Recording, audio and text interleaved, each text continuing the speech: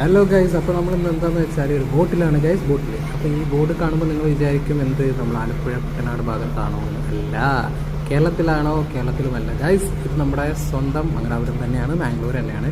മാംഗ്ലൂർ നമ്മൾ ബോട്ട് കയറിയിട്ട് നമ്മൾ എന്ത് ചെയ്യുക, ബീച്ചിൽ പോകുന്ന ഒരു ഏരിയ ഉണ്ട്. തണ്ണീർ, ഇത് തലശ്ശേരി, സുൽത്താൻ ബത്തേരി, ശരിയല്ല, സുൽത്താൻ ബത്തേരി എന്ന് പറയുന്ന സ്ഥലമാണ്. അപ്പോൾ ഈ ബോട്ടിൽ നമ്മളിങ്ങനെ കയറി നമ്മൾ ബോട്ട് എടുത്തിട്ടുണ്ട്. ബോട്ട് എടുത്ത് ഇങ്ങനെ പോയിക്കൊണ്ടിരിക്കുകയാണ്. ബോട്ടിൽ നമ്മൾ യാത്ര ചെയ്ത് ഇങ്ങനെ മുന്നോട്ട് പോയിക്കൊണ്ടിരിക്കുകയാണ് ഗൈസ്. നല്ല രസമാണ്. കാരണം അധികമൊന്നുമില്ല യാത്ര ചെയ്യാൻ, ആകെ 15 രൂപ എങ്ങാണ്ടുള്ളൂ ഒരാൾക്ക് ടിക്കറ്റ്. പക്ഷേ ഇത് നല്ലൊരു അവിടെ നിന്നാണ് നമ്മൾ വന്നത്. അപ്പോൾ നമ്മൾ ആ കരയോട് ബൈ ബൈ ടാറ്റ പറഞ്ഞ് നമ്മളിങ്ങനെ യാത്ര തുടർന്നു. ഇച്ചിരി ഉള്ളൂ കേട്ടോ, നിങ്ങൾ കാണുമ്പോൾ കുറേ ഉണ്ടോ വിചാരിക്കും. ആകെ 15 രൂപയ്ക്ക് ആകെ 5 മിനിറ്റ് 10 മിനിറ്റ് എങ്ങാണ്ടുള്ളൂ. അത് കഴിഞ്ഞ് നമ്മളിങ്ങനെ യാത്ര തുടർന്നു.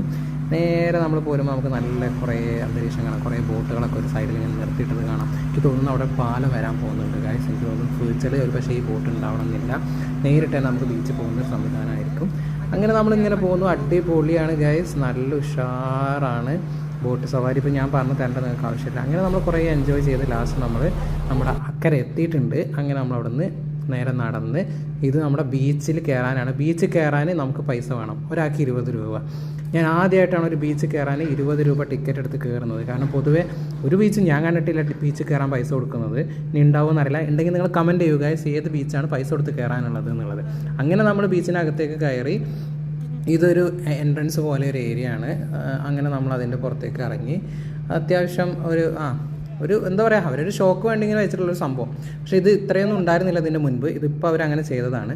പിന്നെ ഒരു ഫുട്പാത്തും ഇതൊക്കെ ആക്കിയിട്ടുണ്ട്. പക്ഷേ എനിക്ക് ഏറ്റവും ഇവിടെ ദേഷ്യം വന്ന സംഭവം എന്താ വെച്ചാൽ, നമുക്കിവിടെ ഇരിക്കാൻ മാത്രമേ പറ്റുള്ളൂ. കടലങ്ങ് അറ്റത്തും നമ്മളിവിടെ കുറച്ച് ഇപ്പുറത്തും. ഇതാണ് കുഞ്ഞിമോൻ. Okay, hi. അവനൊരു ഹായ് ഒക്കെ തന്നിട്ടുണ്ട്. അപ്പോൾ ഈ ഇരുത്തം കടത്തം പറ്റും, അല്ലാതെ നമുക്കൊരു തേങ്ങ ഇവിടെ പറ്റില്ല. കാരണം എന്താണെന്ന് വെച്ചാൽ അവരൊരു കയറ് കെട്ടി വെച്ചിരിക്കുകയാണ്. നമുക്ക് ബീച്ചിൻ്റെ അടുത്ത് പോലും പോകാൻ പറ്റില്ല. അതിപ്പോൾ നമ്മൾ ടി വിയിലൊക്കെ കാണുന്ന പോലെ അതാണ് ബീച്ച് എന്ന് പറഞ്ഞ് വിട്ടെന്ന് കാണിക്കാം. ഇത്ര മാത്രമേ പറ്റുള്ളൂ. അങ്ങനെ ഈ കൊട്ടാരം വെയിലത്ത് ഗൈസ് നമ്മളിവിടെ ഇങ്ങനെ നടക്കുകയാണ്. ഈ ബീച്ചിൻ്റെ പേരാണ് തണ്ണീർ ബാവി ബീച്ച്. ഓക്കെ, അപ്പോൾ സുൽത്താൻ ബത്തേരിയിൽ ഇറങ്ങിയിട്ട് ബോട്ട് വഴിയാണ് നമ്മൾ തണ്ണീർ ബാവി ബീച്ചിലേക്ക് വരുന്നത്.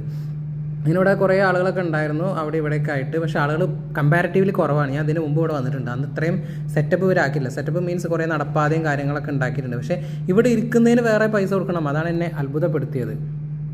ഇതിന് കയറുകയാണെങ്കിൽ കുഴപ്പമില്ല, ഇത് കയറുന്നതിന് വേറെയും ബീച്ചൊക്കെ കയറുന്നതിന് പൈസ, അതും 1-2 രൂപ അല്ല, 20 രൂപ.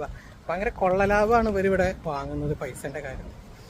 ഏതായാലും അങ്ങനെയാണ്. നമ്മുടെ നാടൊക്കെ വെച്ച് നോക്കുമ്പോൾ നമ്മുടെ നാട്ടിലൊക്കെ കോഴിക്കോട് ബീച്ചൊക്കെ എപ്പോൾ വേണമെങ്കിലും ആർക്കും പോവാം. പക്ഷേ ഇതൊരുമാതിരി ഭയങ്കര റെസ്ട്രിക്ഷൻസും പൈസൻ്റെ കാര്യങ്ങളൊക്കെയാണ്. അങ്ങനെ അത് കഴിഞ്ഞിട്ട് നമ്മൾ നേരെ ഗോലിസോഡ കുടിക്കാൻ വേണ്ടിയിട്ട് വന്നു. ഗോലിസോഡ ഇവിടെ ഉണ്ടെന്ന് പറഞ്ഞപ്പോൾ അങ്ങനെ കുറേ പഴയ ഓർമ്മകൾ പുതുക്കാൻ വേണ്ടിയിട്ട് നമ്മളൊരു ഗോലിസോഡ എടുത്തു. അങ്ങനെ അത്